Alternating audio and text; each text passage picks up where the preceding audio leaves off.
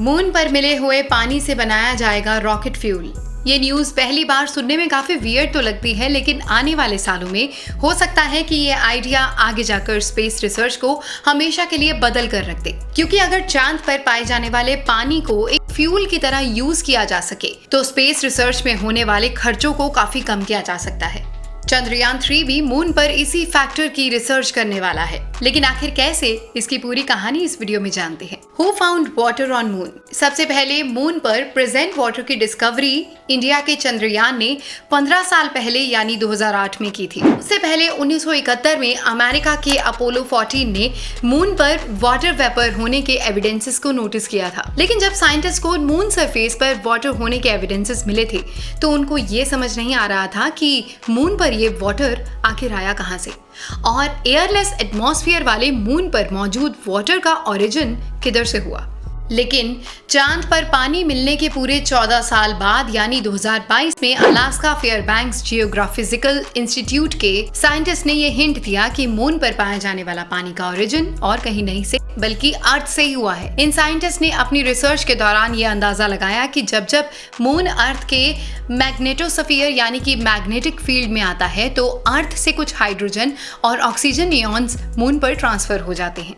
Scientist के according ये इयॉन्स moon से टकराकर फ्रॉस्ट में चेंज हो जाते हैं और एज अ रिजल्ट मून पर हमें वाटर की प्रेजेंस देखने को मिल जाती है। Entry of super powers for moon resource water की डिस्कवरी के बाद चाइना भी 2013, 19, 20 में अपने सक्सेसफुल चोंग A3, चोंग A4, चोंग A5 नाम के मिशन को चांद पर भेज चुका है, क्योंकि चाइना के लिए अच्छे खासे सक्सेसफुल भी साबित हुए, क्योंकि चाइना के चोंग A रोवर्स मून की कलर फोटोग्राफ्स की और मून की मिट्टी के कुछ सैंपल्स लाने में भी सक्सेसफुल रहा है। सक्सेस ऑफ चंद्रयान 3, लेकिन इंडिया का चंद्रयान 3 जो कि सक्सेसफुली मून के साउथ पोल रीजन पर लैंड कर चुका है, चंद्रयान 3 का रोवर मून पर लैंड करने वाला पहला रोवर बन चुका है। चंद्रयान 3 के लैंड होते ही इंडिया मून के वाटर रिजर्व्स पर रिसर्च करने की रेस में कहीं न कहीं पूरे वर्ल्ड में सबसे आगे है। साथ ही में चाइना साल 2026 में मून के साउथ पोल के सैंपल्स कलेक्ट करने के लिए चोंग A6 मिशन को मून पर भेजने वाला है। अमेरिका भी अपने आर्टेमिस 1, 2, 3 मिशंस के जरिए मून के साउथ पोल पर ही अपने रॉकेट्स और एस्ट्रोनॉट्स को भेजकर मून पर रिसर्च करने वाला है। फिलहाल बात करें चंद्रयान 3 की, तो चंद्रयान 3 का मिशन है मून पर सॉफ्ट लैंडिंग करके उस पर रोवर को चलाना और साथ ही साथ मून पर मिले एलिमेंट्स को चेक भी करना। साथ ही में रशिया ने पूरे 47 सालों बाद इंडिपेंडेंटली अपना लूना 25 मून के साउथ पोल रीजन में रिसर्च करने के लिए लॉन्च किया था, लेकिन वो क्रैश हो गया। लेकिन यहाँ पर गौर करने वाली बात यह है कि आखिर ये सब कंट्रीज मून के साउथ पोल पर ही रिसर्च करने के लिए इतनी उतावली क्यों है? इस बात का जवाब मिलता है साइंटिफिक रिपोर्ट्स की एक रिपोर्ट से, जहां पर यह अंदाजा लगाया गया कि मून पर 3500 क्यूबिक किलोमीटर पानी का रिजर्व हो सकता है। अगर नासा के साइंटिस्ट की मानी जाए तो मून पर लगभग 600 million ton of water harvesting के लिए मौजूद है, जिसको हाइड्रोजन और ऑक्सीजन में ब्रेक डाउन करके एनर्जी के लिए यूज किया जा सकता है। इसलिए ये सुपर पावर कंट्रीज मून पर मौजूद पानी को एज अ फ्यूल यूज करना चाहते हैं।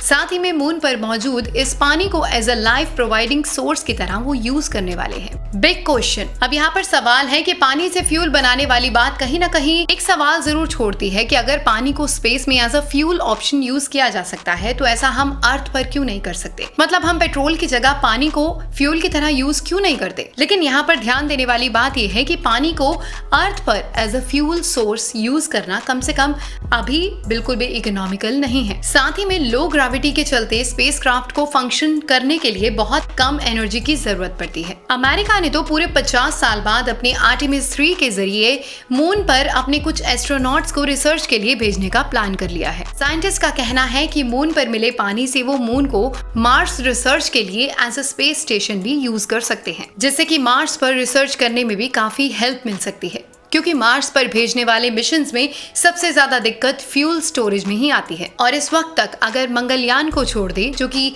अपने पहले अटेम्प्ट में ही काफी लो बजट के बावजूद सक्सेसफुल रहा था, तो मार्स पर जाने वाले टोटल मिशंस में से 60% मिशंस फेल ही रहे हैं। इसलिए मार्स पर रिसर्च करने के लिए भी मून पर मिले वाटर रिजर्व्स को काफी प्रायोरिटी दी जा रही है। लेकिन चाइना और रशिया जैसी कंट्रीज भी इस वक्त मून रिसर्च पर अच्छा खासा इंटरेस्ट ले रहे हैं। लेकिन रशिया और चाइना का मून में इतना इंटरेस्ट लेने का एक बहुत बड़ा रीजन भी है। असल में साल 1967 में सभी देशों के बीच आउटर स्पेस एग्रीमेंट हुआ था, जिसके मुताबिक कोई भी कंट्री स्पेस के किसी भी हिस्से को क्लेम नहीं कर सकती।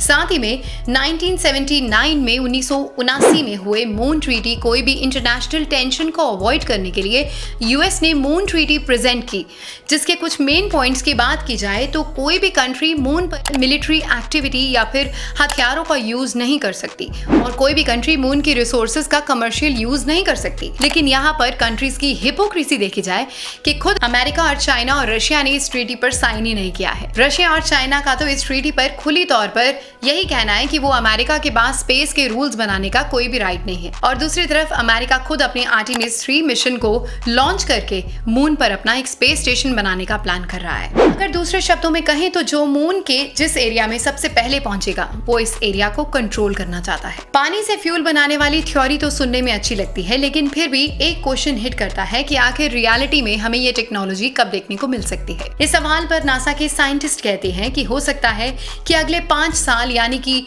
2028 तक ये प्लान इंप्लीमेंट होता हुआ दिखाई दे, क्योंकि अलग अलग कंट्रीज के साथ पॉपुलर स्पेस कंपनीज जैसे कि स्पेसएक्स, ब्लू ओरिजिन भी 2030 से पहले अपने स्पेसक्राफ्ट्स को मून पर भेजने की तैयारी में है। फिलहाल पॉलिटिक्स को छोड़ दें तो वाटर से फ्यूल बनाने वाली टेक्नोलॉजी स्पेस ट्रेवल के लिए काफी रेवोल्यूशनरी साबित हो सकती है, क्योंकि ज्यादातर स्पेस मिशंस फ्यूल के खत्म होने की वजह से ही फेल हो जाते हैं, क्योंकि स्पेस में ही एक फ्यूल स्टेशन होने के बावजूद हम स्पेस में और भी दूर तक जा सकते हैं। फिलहाल उम्मीद की जाए कि ये सारी थ्योरीज को असली रूप जल्दी मिल पाएगा और हम देख पाएंगे कि आने वाला फ्यूचर और भी ब्राइट हो सकता है और आने वाले टाइम में हर कंट्री कहे sky is not the limit. फिलहाल द ज्ञान गर्ल के आज के इस एपिसोड में बस इतना ही। अगर इन्फॉर्मेशन अच्छी लगी तो प्लीज इसे लाइक कीजिए, कमेंट्स कीजिए, शेयर कीजिए। आपके इस टॉपिक के बारे में क्या विचार थे उसके बारे में भी हमें कमेंट्स में जरूर लिख के बताइए। Thank you for watching this episode and अगले एपिसोड की वेट जरूर कीजिएगा। और हाँ, जाने से पहले